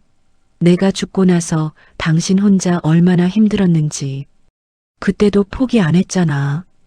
영순의 눈에서 눈물이 흘렀습니다. 맞았습니다. 남편이 교통사고로 갑자기 세상을 떠났을 때 영수는 절망했습니다. 어린 딸과 빚더미만 남았습니다. 장례식장에서 펑펑 울었습니다. 세상이 무너지는 것 같았습니다. 모두들 장사를 접으라고 했습니다. 친정어머니도 시어머니도 다 포기하라고 했습니다. 하지만 영수는 이를 악물고 버텼습니다. 새벽 4시에 일어나 도매시장에 가고 밤 10시까지 좌판을 지켰습니다. 손이 트고 허리가 휘어도 쉬지 않았습니다. 그렇게 피눈물 나는 10년을 버텨 빚을 갚았습니다. 그때 당신이 포기했으면 지은이도 못 키웠어. 대학도 못 보냈고. 당신은 강한 사람이야. 시장의 여왕이었잖아. 지금도 포기하면 안 돼. 만수의 목소리가 점점 멀어졌습니다. 영순이 손을 뻗었지만 잡히지 않았습니다. 여보, 가지마. 가지마. 영수는 소리를 지르며 깨어났습니다. 식은땀이 흠뻑 젖어 있었습니다. 심장이 두근거렸습니다. 창밖으로 새벽빛이 희미하게 들어오고 있었습니다. 새들이 울기 시작했습니다. 새로운 하루가 밝아오고 있었습니다. 영수는 떨리는 손으로 곰 인형을 끌어안았습니다. 남편의 온기가 아직 손에 남아있는 것 같았습니다. 꿈이었지만 남편의 말이 가슴 깊이 박혔습니다. 뼛속까지 스며들었습니다. 그래, 그때도 버텼는데 지금 포기할 수는 없었습니다. 아직 숨을 쉬고 있는데, 아직 정신이 멀쩡한데 왜 미리 포기한단 말입니까? 영수는 침대에서 일어났습니다. 거울을 보았습니다. 며칠 사이에 얼굴이 더 수척해져 있었습니다. 하지만 눈빛은 달랐습니다. 다시 살아난 불꽃이 보였습니다. 생각해보니 방법이 아예 없는 것은 아니었습니다. 순자와 연락이 끊긴 것은 사실이지만 요양원 안에도 사람들이 있었습니다. 처음 전화를 빌려주었던 그 자원봉사자 아가씨가 떠올랐습니다. 자원봉사 프로그램은 아직 진행되고 있었습니다. 다음 주에도 자원봉사자들이 온다고 들었습니다. 그리고 무엇보다 자신의 머리가 있었습니다. 치매 연기를 하면서도 모든 것을 기억하고 계획했던 그 머리가, 지은이가 아무리 막아도 빠져나갈 구멍은 있었습니다. 적이 모르는 무기가 있었습니다. 바로 적이 자신을 치매 환자라고 믿고 있다는 점이었습니다. 방심은 가장 큰 허점이었습니다. 영수는 밥상을 가져다 달라고 했습니다. 직원이 놀란 표정을 지었습니다. 사흘간 죽만 조금씩 먹던 할머니가 밥을 달라고 하다니. 직원은 금방 밥을 가져왔습니다. 된장찌개와 김치, 나물 반찬이 놓여 있었습니다. 영수는 천천히 밥을 먹었습니다. 한 숟갈 한 숟갈 꼭꼭 씹었습니다. 싸우려면 힘이 있어야 했습니다. 밥을 다 먹고 나서 영수는 창밖을 바라보았습니다. 봄이 가고 여름이 오고 있었습니다. 나무에 푸른 잎이 가득했습니다. 생명력이 넘쳐 흘렀습니다. 새들이 지저귀고 있었습니다. 세상은 여전히 돌아가고 있었습니다. 자신도 그 세상의 일부였습니다. 여보, 고마워. 당신 덕분에 정신 차렸어. 당신이 하늘에서 도와준 거지? 영수는 곰 인형에게 속삭였습니다. 인형의 단추 눈이 반짝이는 것 같았습니다. 아니, 그건 창문으로 들어온 햇살 때문이었을 것입니다. 하지만 영수는 남편이 웃고 있다고 믿고 싶었습니다. 영수는 다시 계획을 세우기 시작했습니다. 머릿속에서 톱니바퀴가 돌아갔습니다. 이번에는 더 조심해야 했습니다. 지은이가 경계하고 있었습니다. 정면으로 부딪히면 안 되었습니다. 물처럼 흘러가야 했습니다. 바위를 뚫는 것은 망치가 아니라 물방울이었습니다. 천천히 하지만 확실하게 어둠 속에서 한 줄기 빛을 찾았습니다. 희망이었습니다. 작지만 확실한 희망이었습니다. 아직 끝나지 않았습니다. 싸움은 계속될 것입니다. 자원봉사자들이 오는 날이었습니다. 영수는 아침부터 마음을 가다듬었습니다. 긴장되었지만 떨리지는 않았습니다. 이번이 마지막 기회일 수도 있었습니다. 실패하면 정말 끝이었습니다. 하지만 포기할 생각은 없었습니다. 오후 2시 자원봉사자들이 요양원에 도착했습니다. 대학생들로 보이는 젊은이들이었습니다. 영수는 멀리서 그들을 살폈습니다. 저번에 전화를 빌려주었던 그 젊은 여자가 보였습니다. 머리를 짧게 자른 단발머리 아가씨였습니다. 영순의 심장이 빠르게 뛰기 시작했습니다. 손에 땀이 났습니다. 프로그램이 시작되고 노래를 부르는 시간이 되었습니다. 영수는 슬금슬금 그 젊은 여자 쪽으로 다가갔습니다. 여자는 영순을 알아보고 반갑게 웃었습니다. 할머니, 저 기억하세요? 영수는 일부러 멍한 표정을 지었습니다. 그리고 여자의 손을 잡으며 작은 목소리로 속삭였습니다. 아가씨, 나 좀 도와줘. 제발. 여자의 표정이 진지해졌습니다. 영순의 눈에 절박함이 가득했기 때문입니다. 할머니, 무슨 일이세요? 내 친구한테 전화 좀 해줘. 내가 위험해. 딸이 나를 가둬놨어. 여자는 당황한 표정을 지었습니다. 치매 환자의 헛소리일 수도 있었습니다. 하지만 할머니의 눈빛이 너무나 또렷했습니다. 치매 환자의 눈빛이 아니었습니다. 할머니, 정말이에요? 응, 정말이야. 나 치매 아니야. 연기한 거야. 딸이 내 재산 빼앗으려고 나를 요양원에 가뒀어. 눈 오는 날 밤에 길에 버리기까지 했어. 믿어줘. 제발. 영수는 간절한 눈으로 여자를 바라보았습니다. 눈에 눈물이 그렁그렁 맺혀 있었습니다. 여자는 잠시 망설이다가 고개를 끄덕였습니다. 무언가 심상치 않다는 것을 직감한 것이었습니다. 할머니의 눈빛에서 거짓을 찾을 수 없었습니다. 오히려 믿을 수 없을 정도로 맑고 또렷한 눈이었습니다. 알겠어요, 할머니. 제가 도와드릴게요. 여자는 화장실에 간다는 핑계를 대고 영순을 데리고 나갔습니다. 복도 구석 창가에서 영순이 불러주는 번호로 전화를 걸었습니다. 여보세요? 순자의 목소리가 들렸습니다. 영순은 전화기를 받아들었습니다. 순자야, 나야. 영순이야. 언니. 세상에, 언니 괜찮아? 내가 얼마나 걱정했는데. 순자의 목소리가 떨렸습니다. 영순도 목이 메었습니다. 나는 괜찮아. 면회 금지당해서 연락을 못했어. 너는? 무슨 일 있었어? 순자는 지난 일들을 빠르게 설명했습니다. 협박을 받은 것, 민호가 조사받게 된 것, 면회가 막힌 것. 순자의 목소리에서 지난 며칠간의 고통이 느껴졌습니다. 영순의 눈에 눈물이 고였습니다. 자신 때문에 친구와 그 아들이 피해를 본 것이었습니다. 미안해, 순자야. 다 나 때문이야. 무슨 소리야, 언니. 이건 그년들이 나쁜 거지. 언니 잘못 아니야. 하지만 좋은 소식도 있었습니다. 순자의 목소리가 밝아졌습니다. 언니, 민호 혐의가 풀렸어. 허위 제보였다는 게 밝혀졌대. 제보자 IP를 추적했더니 성훈이 회사 컴퓨터에서 보낸 거더래. 오히려 역으로 무고죄와 업무방해로 고소할 수 있대. 영순의 눈이 반짝거렸습니다. 심장이 뛰었습니다. 정말? 그러면 다시 싸울 수 있는 거야? 응.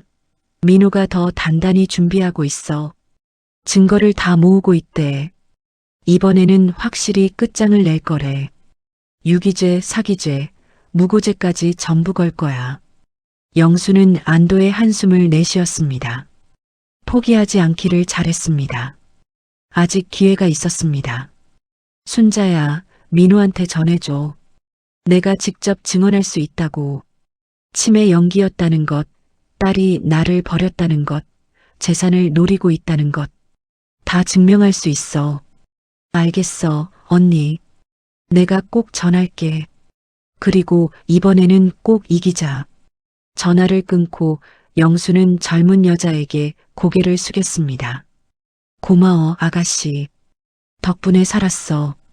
여자는 복잡한 표정을 지었습니다. 무슨 사연인지는 몰라도 할머니가 고통받고 있다는 것만은 알 수 있었습니다. 할머니, 힘내세요. 저도 응원할게요. 영수는 방으로 돌아와 창밖을 바라보았습니다. 여름 햇살이 뜨겁게 내리쬐고 있었습니다. 나무 그늘 아래서 다른 노인들이 산책하고 있었습니다. 평화로운 풍경이었습니다. 하지만 영순의 마음속에는 폭풍이 몰아치고 있었습니다. 곧 모든 것이 결판날 것이었습니다. 마음이 가벼워졌습니다. 다시 연결되었습니다. 혼자가 아니었습니다. 함께 싸워줄 사람들이 있었습니다. 이제 마지막 싸움이 남았습니다. 영수는 곰 인형을 꼭 안았습니다. 인형 속에는 이제 아무것도 없었습니다. 수첩은 순자에게 맡겼으니까요. 하지만 그래도 힘이 났습니다.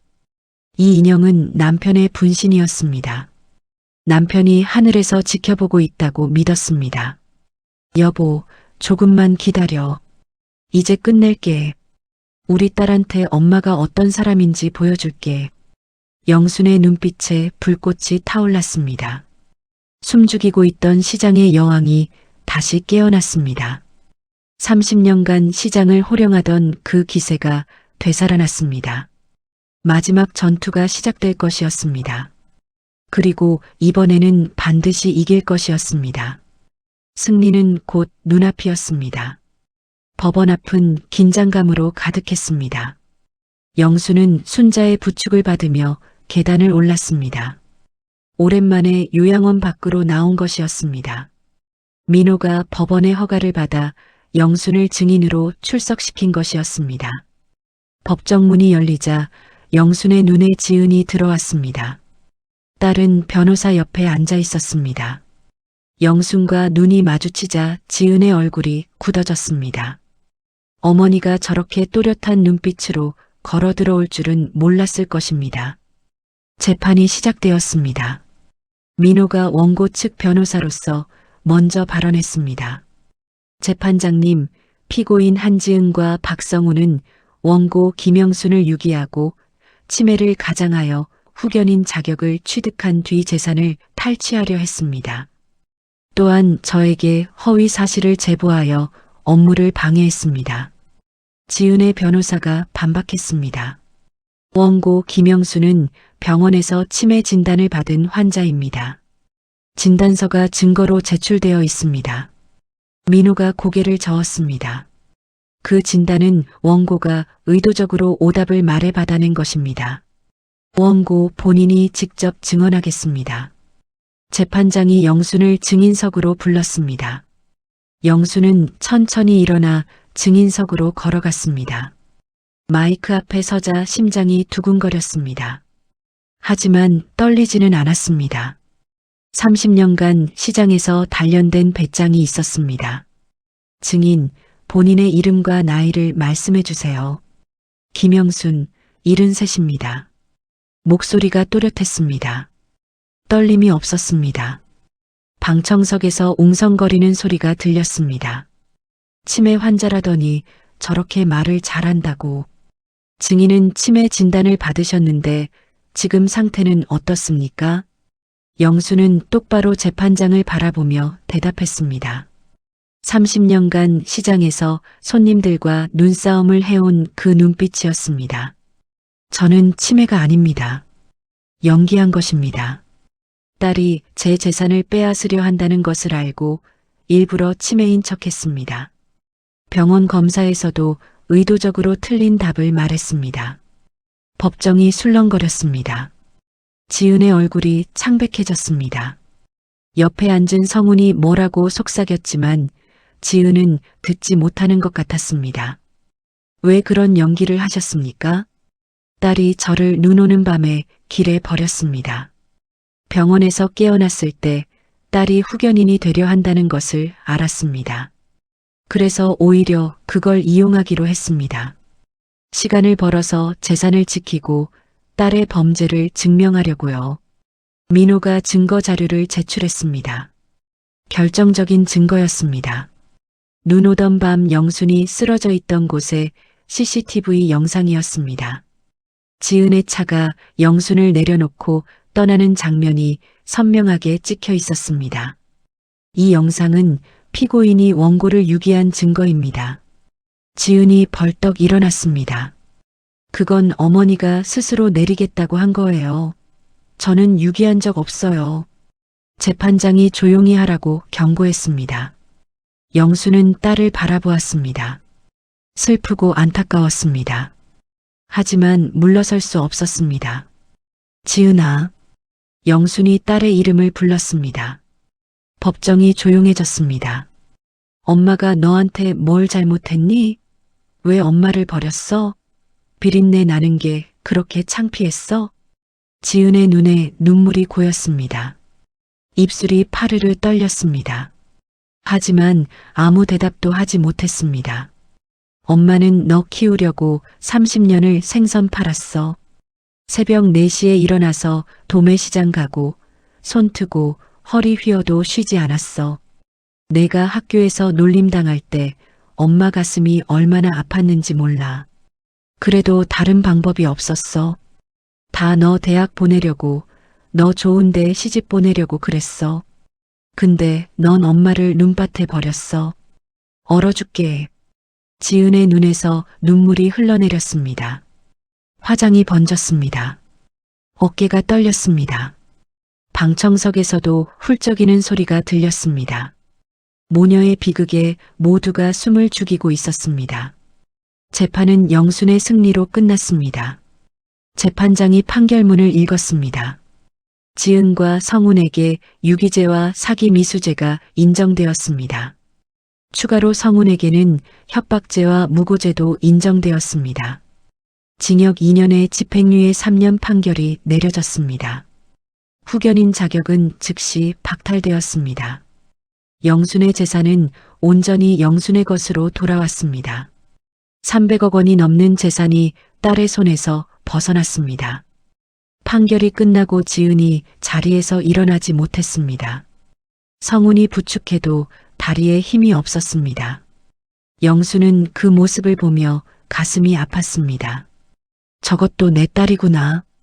저렇게 무너지는 것도 내 딸이구나. 법원을 나서며 영수는 하늘을 올려다보았습니다. 맑은 여름 하늘이었습니다. 구름 한 점 없이 파랬습니다. 승리했지만 마음이 무거웠습니다.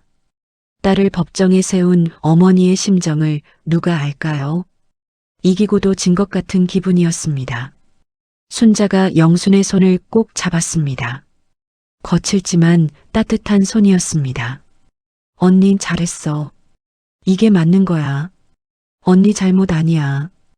영순은 고개를 끄덕였습니다. 맞는 일이었습니다. 정의를 위해 싸운 것이었습니다. 하지만 가슴이 아팠습니다. 내 뱃속에서 나온 자식을 법정에 세우다니. 눈물이 흘러내렸습니다. 이번에는 참지 않았습니다. 한참을 울었습니다. 순자도 함께 울었습니다.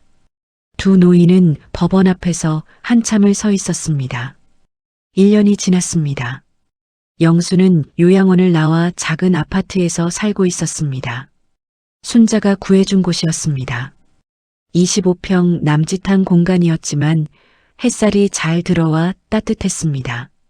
거실 창이 남향이라 오후 내내 볕이 들었습니다. 창가에는 화분 몇 개가 놓여 있었습니다. 영순이 직접 키우는 것들이었습니다. 제라늄, 허브, 작은 선인장까지 생명을 돌보는 일이 좋았습니다. 아침마다 영순은 창문을 열고 바깥 공기를 마셨습니다. 깊게 들이쉬고 천천히 내쉬었습니다. 봄바람이 불어왔습니다. 어디선가 꽃향기가 났습니다. 1년 전 그 눈 내리던 밤이 까마득하게 느껴졌습니다. 차가운 눈밭에 버려져 얼어 죽을 뻔했던 그날 밤. 그때는 모든 것이 끝난 줄 알았습니다. 하지만 지금 여기 살아 있었습니다. 숨을 쉬고 밥을 먹고 햇볕을 쬐고 있었습니다. 살아있다는 것이 이렇게 감사할 줄 몰랐습니다. 순자가 일주일에 3번씩 찾아왔습니다.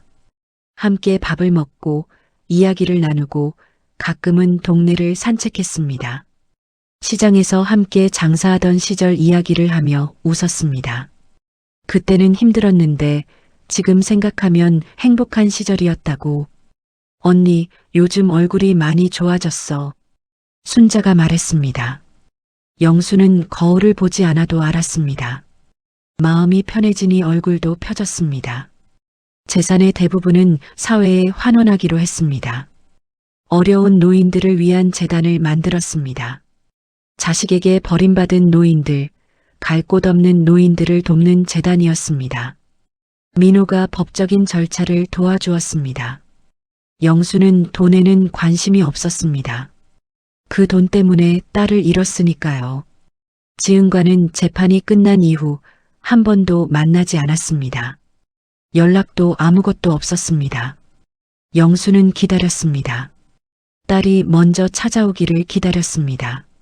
하지만 1년이 지나도록 지은은 오지 않았습니다. 가끔 밤에 잠이 오지 않을 때면 영수는 지은 생각을 했습니다. 그 아이가 지금 어떻게 살고 있을까요?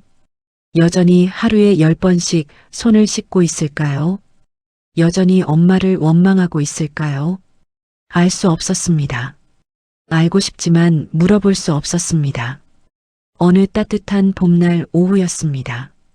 초인종이 울렸습니다. 순자가 올 시간이 아니었습니다. 영수는 의아하게 생각하며 문을 열었습니다. 지은이 서 있었습니다. 1년 만에 보는 딸이었습니다. 살이 많이 빠지고 얼굴이 수척해져 있었습니다. 눈 밑에 그늘이 깊었습니다. 예전에 날카롭고 차가운 모습은 없었습니다. 마치 모든 것을 내려놓은 사람처럼 보였습니다. 손에는 작은 보따리가 들려 있었습니다. 영순의 심장이 멈추는 것 같았습니다. 다리에 힘이 풀릴 것 같았습니다. 둘은 한동안 말없이 서로를 바라보았습니다. 침묵이 길게 이어졌습니다. 봄바람이 복도를 지나갔습니다. 먼저 입을 연 것은 지은이었습니다. 목소리가 떨렸습니다. 엄마. 그 한마디에 지은의 눈에서 눈물이 쏟아졌습니다.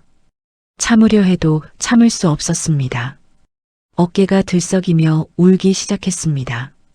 46살의 대학 교수가 아니었습니다. 어린아이처럼 엉엉 울었습니다. 서럽게 울었습니다. 엄마 미안해. 미안해요. 영수는 아무 말도 하지 않았습니다. 그저 딸을 바라보았습니다. 가슴이 아팠습니다. 분노도 원망도 서운함도 있었습니다. 하지만 그 모든 것 위에 한 가지 감정이 있었습니다. 사랑이었습니다. 아무리 미워해도 지울 수 없는 뱃속에서 10달을 품었던 그 사랑이었습니다. 영수는 천천히 손을 뻗어 딸의 머리를 쓰다듬었습니다. 흰 머리카락이 섞인 딸의 머리였습니다. 언제 이렇게 나이가 들었을까요? 영순의 손이 떨렸습니다. 지은이 더 크게 울었습니다. 영순의 품에 안겨 어린아이처럼 울었습니다. 3살 때 엄마 품에 안기던 그때처럼. 울지 마. 울지 마, 우리 딸. 영순도 눈물이 흘렀습니다. 멈출 수 없었습니다. 모녀는 현관 앞에서 한참을 껴안고 울었습니다. 용서할 수 있을까요? 영수는 아직 몰랐습니다. 상처는 깊었고 치유에는 오랜 시간이 필요했습니다. 어쩌면 평생 아물지 않을지도 몰랐습니다. 하지만 오늘 이 순간만큼은 딸을 안아줄 수 있었습니다. 내 뱃속에서 나온 자식을 품에 안을 수 있었습니다. 그것으로 충분했습니다. 지금은 그것으로 충분했습니다. 창밖으로 봄바람이 불어왔습니다. 벚꽃 꽃잎이 흩날렸습니다. 분홍빛 꽃잎이 바람에 실려 창문 안으로 들어왔습니다. 1년 전 눈이 내리던 그 밤과는 전혀 다른 풍경이었습니다. 그때 영수는 모든 것을 잃었다고 생각했습니다. 차가운 눈밭에서 죽을 줄 알았습니다. 하지만 지금 따뜻한 봄날에 딸이 돌아왔습니다. 품 안에 딸이 있었습니다. 방 구석에 놓인 곰 인형이 보였습니다. 낡고 해진 인형이었습니다. 함께 모든 것을 겪어낸 인형이었습니다. 영수는 인형을 향해 작게 미소 지었습니다. 여보, 보이죠? 우리 딸이 돌아왔어요. 인형의 단추 눈이 반짝이는 것 같았습니다. 햇살 때문이었을 것입니다. 하지만 영수는 남편이 웃고 있다고 믿었습니다. 그렇게 믿고 싶었습니다. 남편이 하늘에서 이 모습을 보고 웃고 있다고. 모든 것이 끝났습니다. 아니, 이제야 모든 것이 다시 시작되었습니다. 눈밭에 버려진 어머니의 복수는 이렇게 끝이 났습니다. 여러분은 이 이야기를 보며 어떤 생각이 드셨나요? 댓글로 여러분의 생각을 들려주세요. 사연 품따였습니다. 구독과 좋아요 부탁드립니다.